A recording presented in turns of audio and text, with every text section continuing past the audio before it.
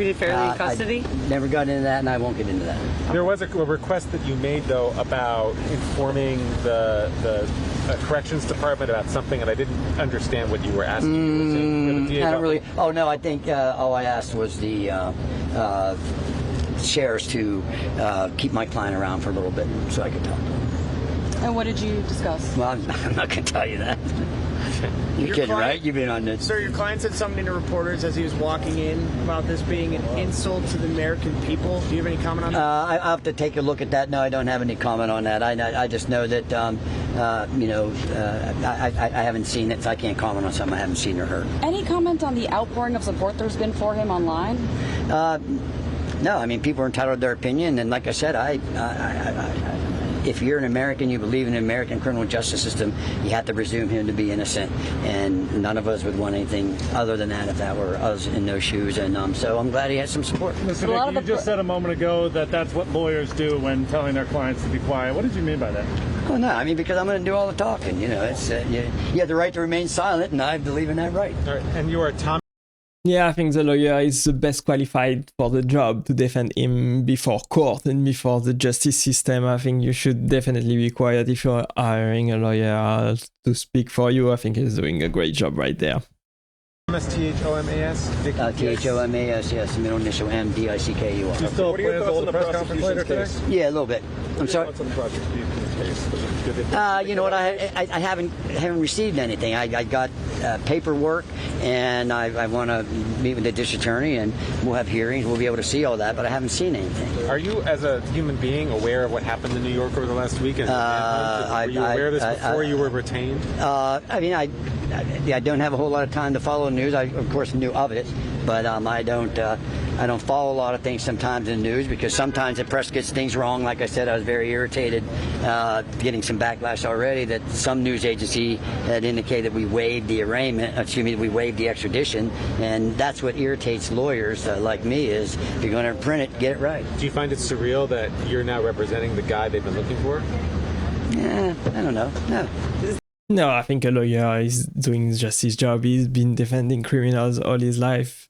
He's very experienced, I believe, so he's doing his job fine, just fine. It's totally normal for him to defend suspects in... Biggest case you've ever been on? Yeah, they're all big. All my clients, whether it's a speeding ticket or whether it's a death penalty case, which I am qualified to do death penalty cases in Pennsylvania, so they're all big.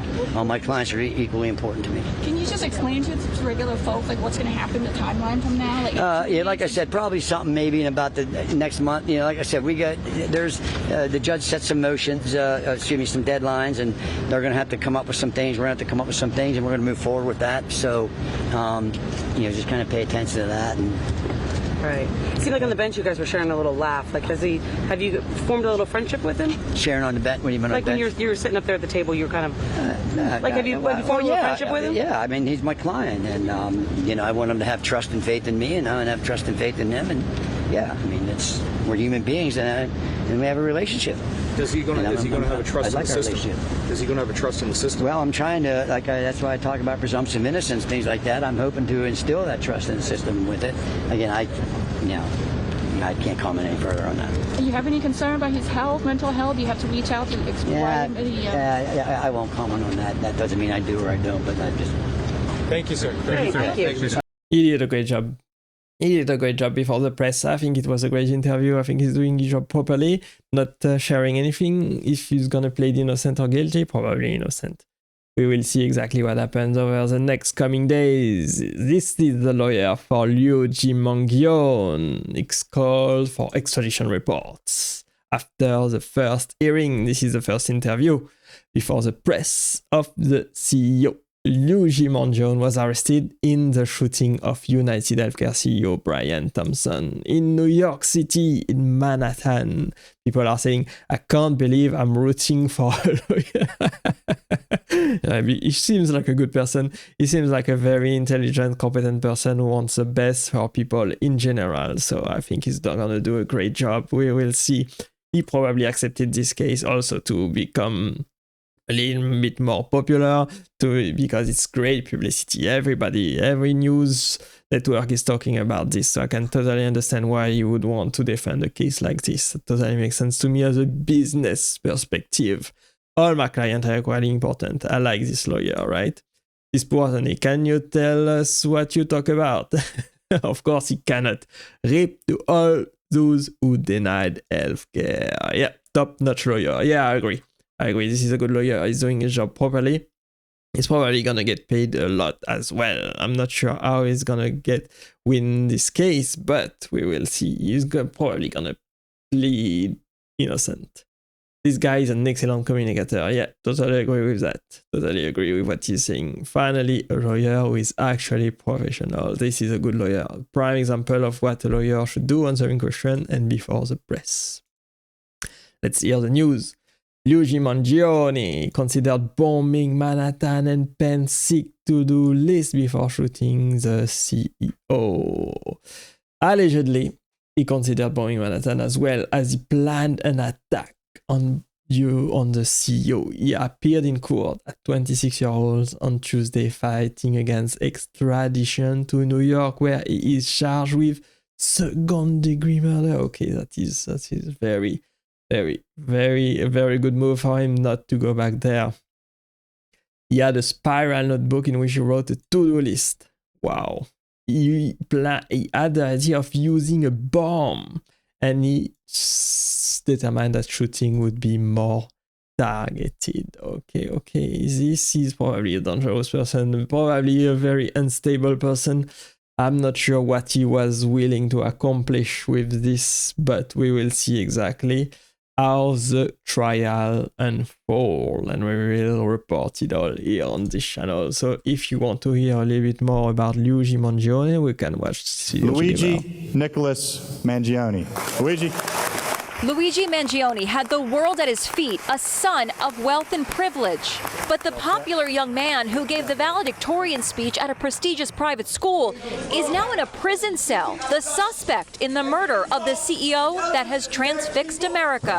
How did a life of so much promise go so wrong? 26-year-old Mangione's immigrant grandfather founded a multi-million-dollar real estate and business empire in Maryland that includes exclusive country clubs like this one, a chain of nursing homes. So he is a rich kid after all. He had a ton of money to pay for a lawyer, apparently. And a radio station. Former Baltimore radio talk show host Tom Moronic knows the well-to-do family. He seemed to have lived a charmed life in some ways. You wouldn't think this is who the suspect would be. The facts don't look good. Mangione graduated in computer science from the Ivy League's University of Pennsylvania. But friends say his downward spiral began with a painful back problem so severe he could not have sexual relations. In 2023, he posted on Reddit about persistent back problems, including pain when he sat down, twitching leg muscles, and numbness in his groin and bladder. RJ Martin is one of his best friends. He spoke a lot about knowing that he needed to have a surgery eventually, and that it was one of those things that kind of loomed over him. In 2023, Mangione had surgery in which 4 pins were placed in his lower spine. We asked orthopedic surgeon Andrew Feldman to analyze the x-ray. This is the lower spine. This gentleman obviously had a lower spine injury. It looks like that's where the trauma was. Did his anger with the health insurance industry begin then? He dropped from sight 6 months ago. Yeah, most probably. He's trying to do something right in this world, and that's probably the wrong way to go about it. Do not be violent, even if in the face of injustice. That should not be the case in any way at all. Ignoring pleas by worried family and friends to communicate with them. Relatives reported him missing to police on November 18th. Hey, are you okay? Know you are missed and loved, went one message. Mangione was already positioned in New York, allegedly plotting the murder of CEO Brian Thompson. What's happening, Luigi? We will see what has happened. We will see how the case unfolds and how Luigi Mangione pleads probably innocent. We will see. The suspect in the murder of the UnitedHealthcare CEO Brian Thompson is appearing before a judge in a Pennsylvania courtroom for an extradition hearing regarding his case. He was reportedly brought into the courthouse shouting and struggling with officers. The court could decide the timeline for when he is set to return to New York following the attack. Police released the mugshot for 26-year-old Luigi Mangione a short time ago. In the meantime, officials in Altoona, the city in Pennsylvania where the suspect was arrested, are telling its officers to be careful because the department is now getting death threats. Police arrested Mangione at a McDonald's in Altoona yesterday after a customer recognized him and alerted an employee who called 911. He is now facing murder and weapons charges in New York City. Responding officers found this ghost gun in Mangione's backpack. They say the weapon is consistent with the gun used to kill Brian Thompson. These pictures obtained from the Altoona Police Department show body cam images of Mangione inside McDonald's prior to his arrest. They also found a 3-page handwritten document with him as well. He is now being held in custody as he awaits extradition to New York. Joining us here on set. That was a very bad move for him to go into a McDonald's, known that he is pursued by the police and searched everywhere. It's very, very bad. He should be hiding somewhere where no one else is. Right now is in Studio 57 is Anna Schechter. She's a senior coordinating producer for our CBS News Crime and Public Safety Unit. And Rona Tarrant is also in Studio 57. She's the executive editor of our CBS News Confirmed Unit. Thank you both so much for being here.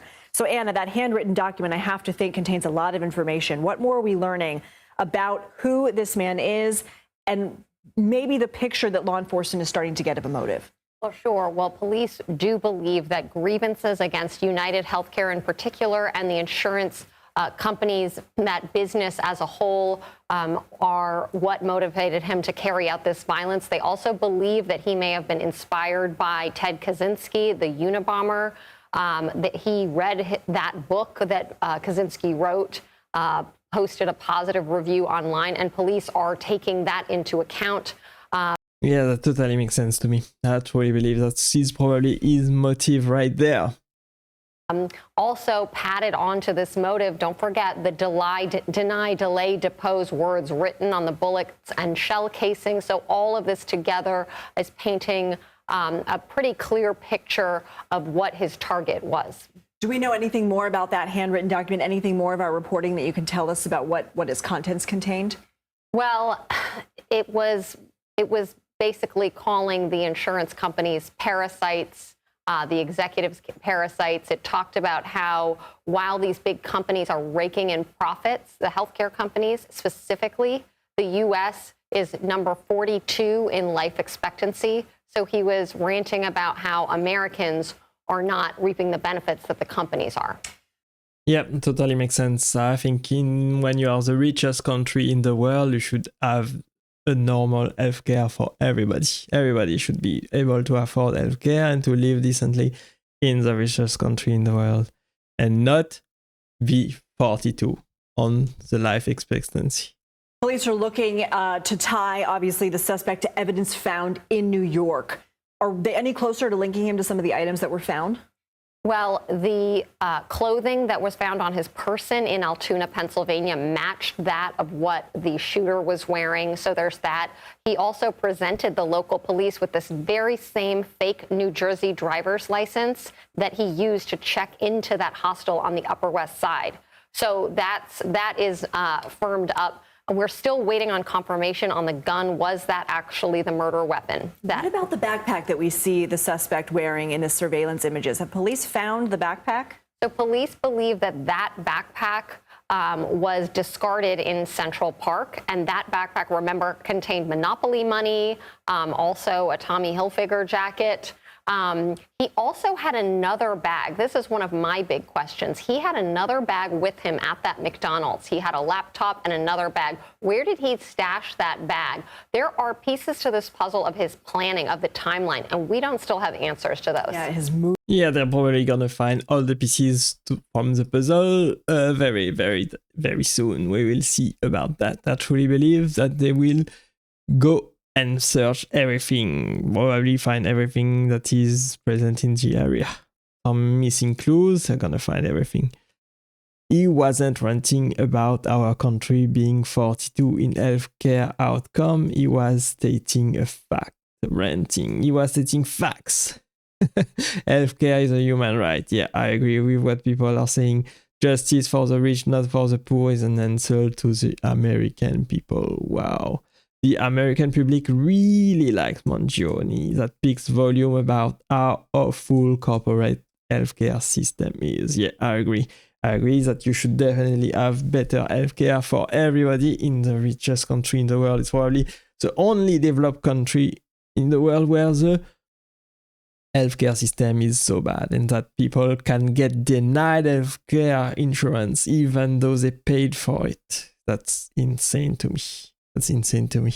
Especially when you know that the UnitedHealthcare company is denying almost a third of all medical bills, a third of all medical claims, healthcare claims, ever. And they make millions and millions and millions of dollars, and people are dying because of this. It's very, very sad to see. Hopefully that will change, but I'm not sure that this murder case is going to change anything to the system, to the healthcare system, unfortunately. Very sad, very sad. Okay, thanks for watching and stay with me today, guys. I really appreciate it. Click right there to watch the next video, and I will see you there. Bye-bye. Bye-bye for now.